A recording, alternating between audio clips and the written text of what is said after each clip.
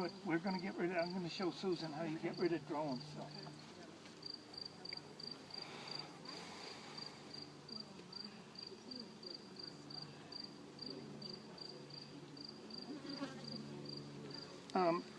We talked about drone removal. I'm only doing this for sure because in short order, the drones are going to get thrown out.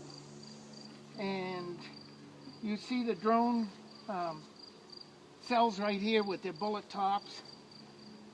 If this was the green comb, the trapped comb for drones, I would be scraping that right off of the chickens. But here, well, we'll just go a little bit slowly.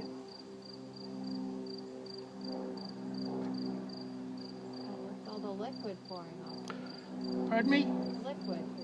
That's white pupa. Oh. And the reason I'm trying to save it is I want to check for varroa mites. Because if you had a capping scratcher and went into a row of those and picked out 10 and they had 6 of them with mites on it, then there's your sample right there. Right. For example, right here, you have a capping scratcher? Oh, no. The tool is called a capping scratcher. It has 20 stainless steel teeth in it. See this row of drone cells right there? You just slide it in and pull the tops off and you'll spear the pupas, and you can check if they're in the purple stage. You can check and see if there's any varroa on them. Yeah, I see 2 mites right there. So, do you guys want to pass this around? Oh, that, yeah. It has bees on it. Really? The trick is not to confuse the purple eye stage of the pupa with a mite. That's the only trick.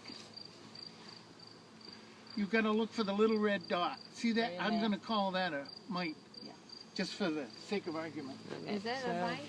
We're standing right there at the tip of my finger, that little round circle. That's okay. That's all right. Is that a mite? Yeah. Okay. Go away.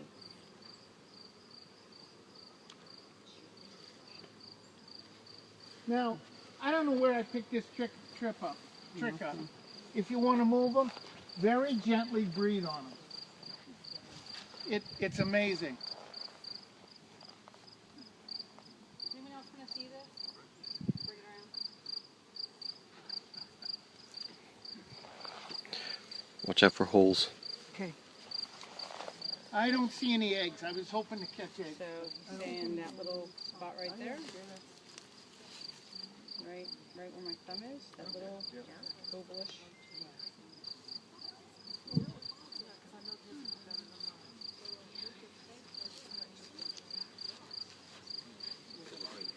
What's that? Questions, Can you comments, lift please digital let them still fly. photos off of that, or are you just going to have a video? No, I can lift.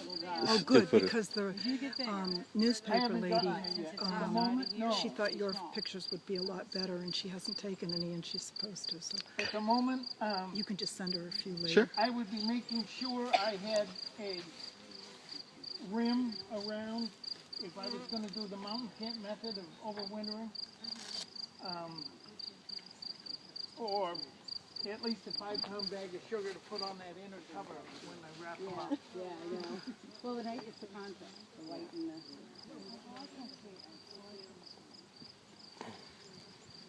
A lot of pollen still being delivered.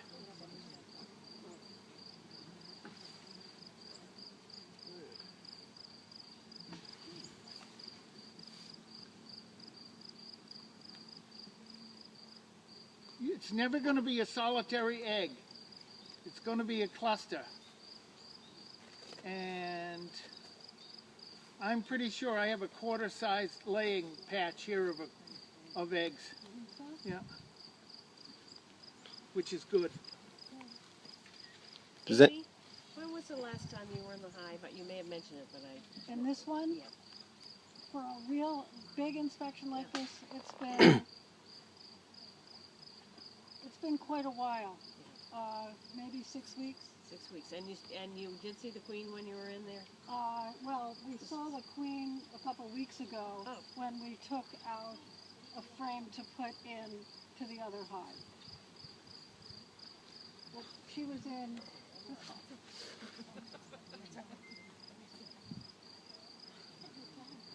The walls in a Langstroth, regardless of whether you have mediums or deeps, should be honey.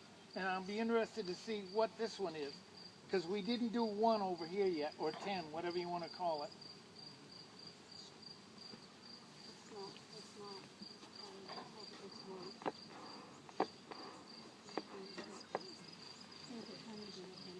Yeah.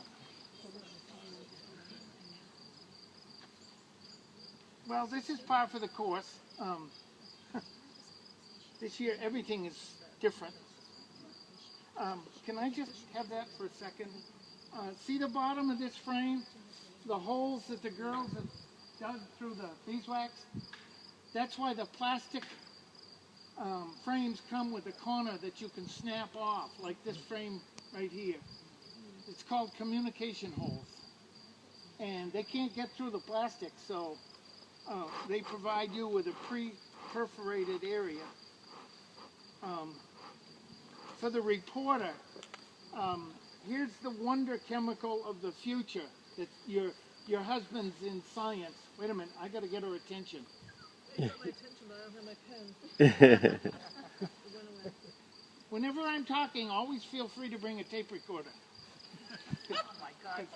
I will clean ink right out of it. This is called propolis. This is the other marvelous thing in the hive that they're just beginning to discover what the Indians knew 600 years ago.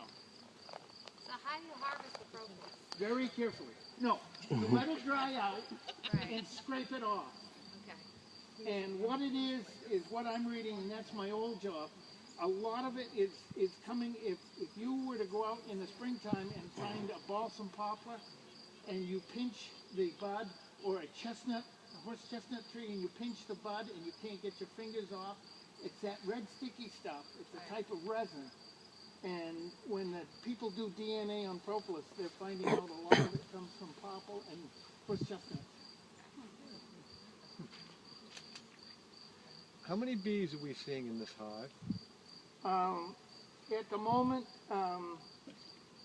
not more than 40,000. I would love to have 60,000 in here.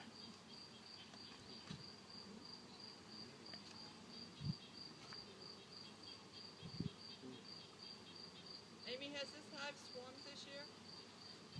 I'm sorry? Has this hive swarmed this year? Oh yes, multiple times. Multiple times. Amy, were you able to catch any of the swarms? Yeah, maybe yes. Where's Ken? Ken? How's the hive doing? How's the swarm? Yeah.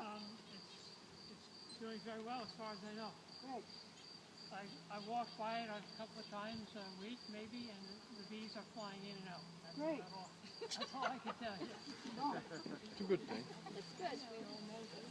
We all know it. Another name for propolis is bee glue. 2 words. So how does anybody ever harvest pollen? You put a trap on the front, and when they come scurrying in, they have to go through a trap to clean some of it off their back legs. I looked it up because somebody told me that they have been taking a teaspoon of pollen and it had lowered their bad cholesterol or raised their good cholesterol 30 points in a month. And if that's true for everybody, and that secret gets out, everybody's going to end up with. Now, when you look in and see it shining, you've got several questions.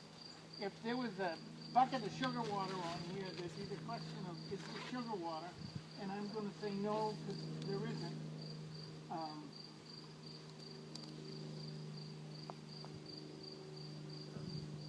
You feel a little bit like Moses parting the Red Sea when you blow on him, because